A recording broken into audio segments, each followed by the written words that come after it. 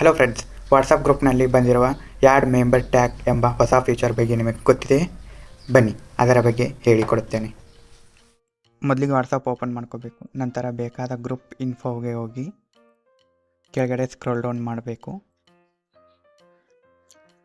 ನಂತರ ನಿಮ್ಮ ಹೆಸರಿನ ಕೆಳಗಡೆ ಆ್ಯಡ್ ಮೆಂಬರ್ ಟ್ಯಾಗ್ ಅಂತ ಇರುತ್ತೆ, ಅದರ ಮೇಲೆ ಕ್ಲಿಕ್ ಮಾಡಿ ನಿಮಗೇನಂತ ಕೊಡಬೇಕು ಅದನ್ನು ಕೊಡಬೇಕು. ನಾನು ಗ್ರೂಪ್ ಕ್ರಿಯೇಟ್ ಮಾಡಿದ್ದೆ, ಅದಕ್ಕೆ ಕ್ರಿಯೇಟರ್ ಅಂತ ಕೊಡ್ತಿದ್ದೀನಿ.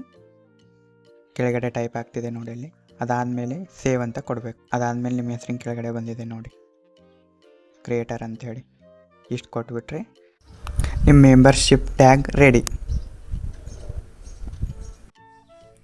ನೋಡಿದ್ರಲ್ಲ ಫ್ರೆಂಡ್, ಈ ಫೀಚರ್ ಬಗ್ಗೆ ಮೊದಲೇ ನಿಮಗೆ ಗೊತ್ತಿದ್ದರೆ ಕಮೆಂಟ್ ಮೂಲಕ ತಿಳಿಸಿ. ವಿಡಿಯೋ ಇಷ್ಟವಾಗಿದ್ದರೆ ಒಂದು ಲೈಕ್ ಕೊಡಿ ಮತ್ತು ನನ್ನ ಸಬ್ಸ್ಕ್ರೈಬ್ ಮಾಡಿ. Thank you for watching.